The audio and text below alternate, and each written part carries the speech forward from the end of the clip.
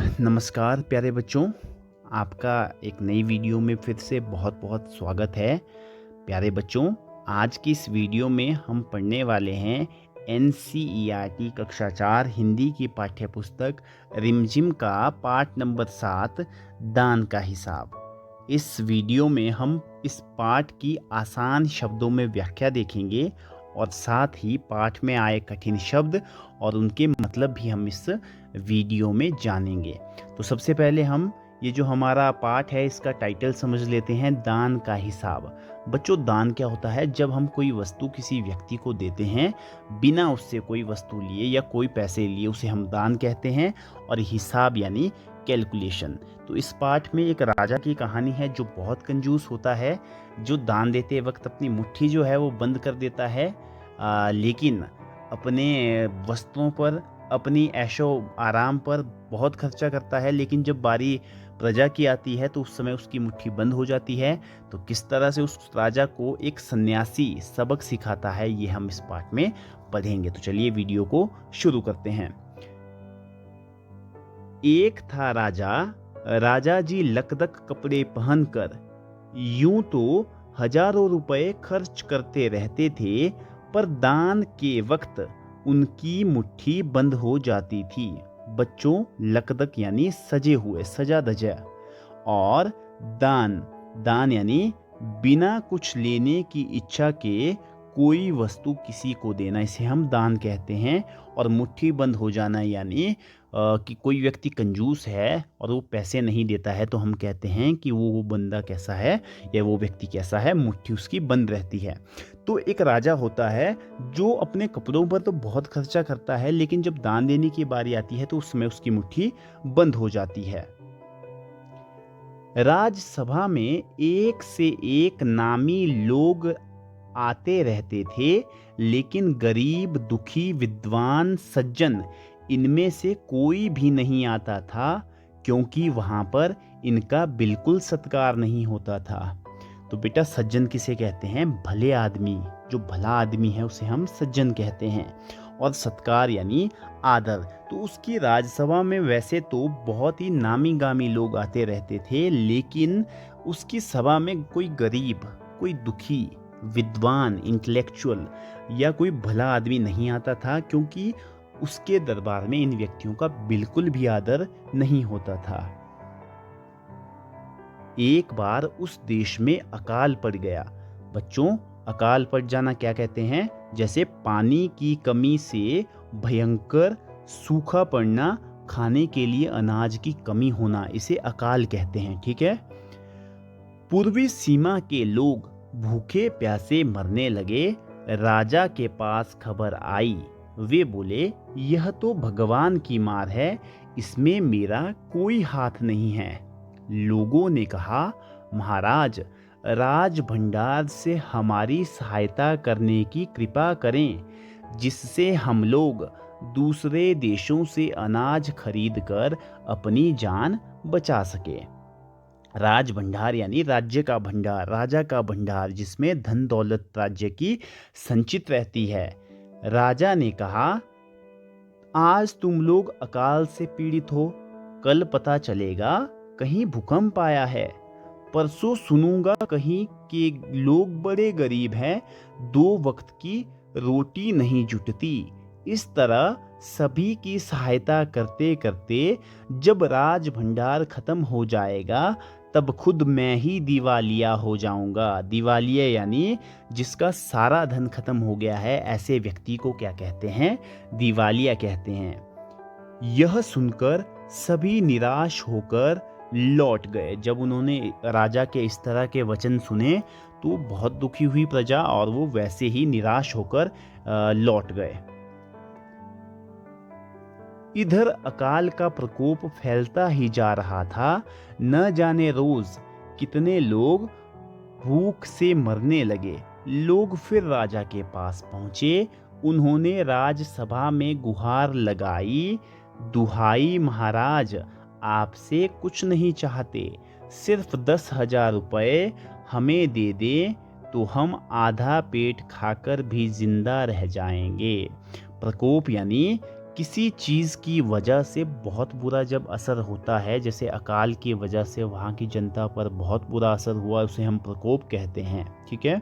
और दुहाई किसे कहते हैं? दया याचना के लिए लगाई जाने वाली पुकार, उसे हम दुहाई कहते हैं। तो अकाल का जो प्रकोप है वो फैल रहा था और बहुत सारे लोग उसकी वजह से मर रहे थे। तो लोग एक बार फिर से अपने राजा के पास पहुंचते हैं और राजसभा में आवाज़ लगाते हैं, दया याचना की आवाज़ लगाते हैं और राजा से कहते हैं कि हम आपसे कुछ नहीं चाहते, सिर्फ 10,000 रुपये चाहते हैं। हम आधा पेट खाकर ही जिंदा रह जाएंगे, मतलब आधा खाकर ही, आधा भोजन लेकर ही हम जिंदा रहेंगे।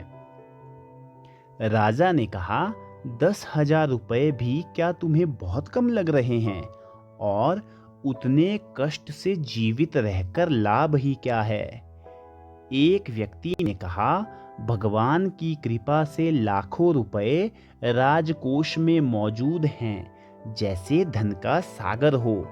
उसमें से एक आध लोटा ले लेने से महाराज का क्या नुकसान हो जाएगा? राजकोष यानी जो राज्य का जमा धन होता है, जो राज्य में कर व्यवस्था से, विभिन्न करों से जो पैसा इकट्ठा होता है और उसको राजकोष में राज्य के विकास के कार्यों के लिए लगाया जाता है, उस धन को राजकोष कहते हैं। तो व्यक्ति कहता है कि भगवान की कृपा से लाखों रुपए राज्य के कोष में हैं। अगर उस धन के सागर में से, यानी बहुत अधिक धन जब होता है उसे हम धन का सागर कह सकते हैं, तो उस धन में से अगर आप थोड़ा सा धन हमें दे दें तो राजकोष पर कोई भी असर नहीं पड़ेगा। राजा ने कहा, राजकोष में अधिक धन है तो क्या उसे दोनों हाथों से लुटा दूं? एक अन्य व्यक्ति ने कहा, महल में प्रतिदिन हजारों रुपए इन सुगंधित वस्त्रों, मनोरंजन और महल की सजावट में खर्च होते हैं। यदि इन रुपयों में से ही थोड़ा सा धन जरूरतमंदों को मिल जाए तो उन दुखियों की जान बच जाएगी।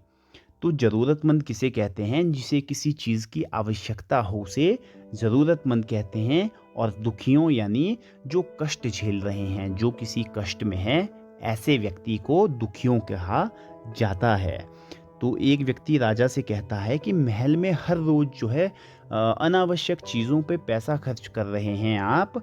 अगर उन्हीं पैसों से आप थोड़ा सा धन ज़रूरतमंदों को, जिनको आवश्यकता है इस समय, उनके लिए दे दें तो दुखियों की, यानी जो कष्ट झेल रहे हैं, उनकी जान बच जाएगी। बच्चों, ये जो पाठ है थोड़ा लंबा सा पाठ है, वीडियो हमारी थोड़ी लंबी बनेगी। आप कृपया अपना पेशेंस जो है वो बना कर रखें, ठीक है। उसके बाद यह सुनकर राजा को गुस्सा आ गया। वह गुस्से से बोला, खुद भिखारी होकर मुझे उपदेश दे रहे हो? मेरा रुपया है, मैं चाहे उसे उबाल कर खाऊं, चाहे तल कर, मेरी मर्जी।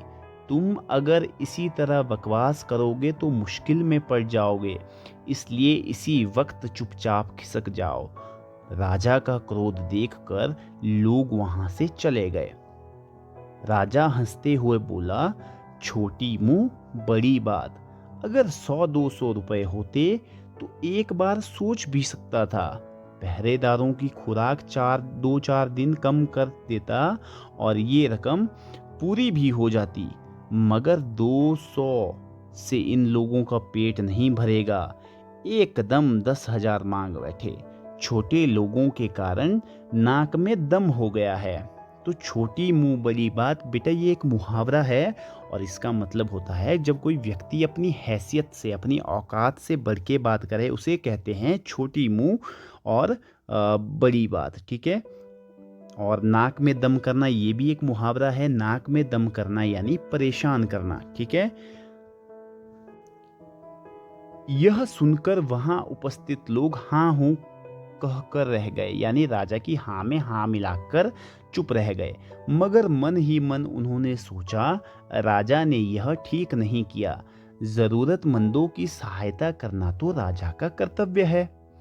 2 दिन बाद न जाने कहां से एक बूढ़ा सन्यासी राजसभा में आया। कर्तव्य का मतलब होता है फर्ज, और सन्यासी यानी साधु। तो 2 दिन बाद एक बूढ़ा सन्यासी, एक बूढ़ा साधु जो है राजा की राजसभा में आता है।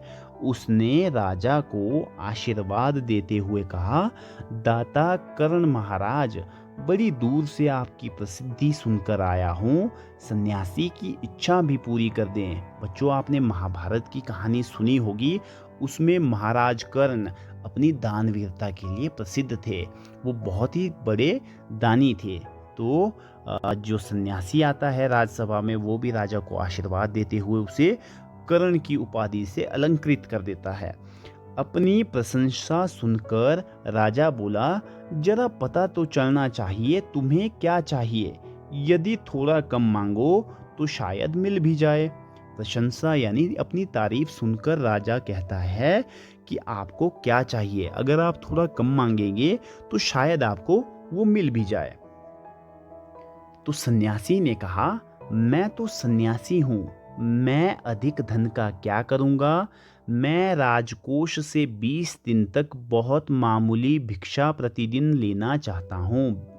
मामूली यानी साधारण सी, और भिक्षा यानी भीख मांगना। तो मैं बहुत ही मामूली सी साधारण सी भीख चाहता हूँ 20 दिनों तक।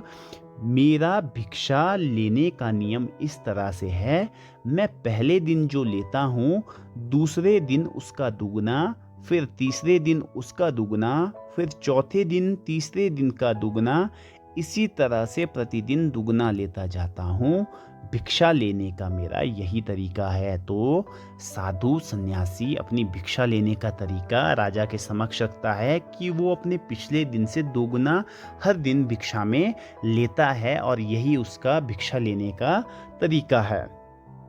राजा बोला, तरीका तो समझ गया, मगर पहले दिन कितना लेंगे यही असली बात है। 2-4 रुपयों से पेट भर जाए तो अच्छी बात है, मगर एकदम से 20-50 मांगने लगे तब तो 20 दिन में काफी बड़ी रकम हो जाएगी। सन्यासी ने हंसते हुए कहा, महाराज, मैं लोभी नहीं हूँ। लोभी यानी लालची नहीं हूँ। आज मुझे 1 रुपया दीजिए, फिर 20 दिन तक दुगने करके देते रहने का हुक्म दे दीजिए। हुक्म यानी आदेश दे दीजिए। यह सुनकर राजा, मंत्री और दरबारी सभी की जान में जान आई। राजा ने हुक्म दे दिया कि सन्यासी के कहे अनुसार 20 दिन तक राजकोष से उन्हें भिक्षा दी जाती रहे। सन्यासी राजा की जय जयकार करते हुए घर लौट गए। राजा के आदेश के अनुसार राज भंडारी प्रतिदिन हिसाब करके सन्यासी को भिक्षा देने लगे। इस तरह 2 दिन बीते, 10 दिन बीते। 2 सप्ताह तक भिक्षा देने के बाद भंडारी ने हिसाब करके देखा कि दान में काफी धन निकला जा रहा है। यह देखकर उन्हें उलझन महसूस होने लगी। महाराज तो कभी किसी को इतना दान नहीं देते। उसने यह बात मंत्री को बताई। तो सन्यासी ने जब अपना भिक्षा करने का तरीका जो है वो राजा के समक्ष रखा और राजा ने उसको स्वीकार कर लिया, तो राजा ने हुक्म दिया कि सन्यासी के कहे अनुसार 20 दिन तक राजकोष से सन्यासी को भिक्षा दी जाए। तो जब 2 सप्ताह बीत गए तो वो जो भंडारी था, भंडारी यानी जो राजा के पैसे की देखरेख करने वाला था, वो देखता है कि उसके भंडार से काफ़ी सारा धन जो है वो दान के रूप में जा रहा है, और राजा तो कभी इतना दान देता नहीं है। तो ऐसा सोचकर उसको बहुत ही टेंशन हो गई, और उसने ये बात जो है वो किसको बता दी, मंत्री को बता दी। मंत्री ने कुछ सोचते हुए कहा, वाकई यह तो चिंता की बात है, मगर अब कोई उपाय नहीं है। महाराज का हुक्म बदला नहीं जा सकता। इसके बाद फिर कुछ दिन बीते। भंडारी फिर हड़बड़ाता हुआ मंत्री के पास पूरा हिसाब लेकर आ गया। हिसाब देखकर मंत्री का चेहरा फीका पड़ गया। हड़बड़ाना यानी उतावले होकर, और चेहरा फीका होना यानी घबरा गया। वह अपना पसीना पोंछकर, सिर खुजलाकर, दाढ़ी में हाथ फेरते हुए बोला, यह क्या कह रहे हो? अभी से इतना धन चला गया तो फिर 20 दिनों के अंत में कितने रुपए होंगे? भंडारी बोला, जी पूरा हिसाब तो नहीं किया है। मंत्री ने कहा, तो तुरंत बैठकर अभी पूरा हिसाब करो। भंडारी हिसाब करने बैठ गया।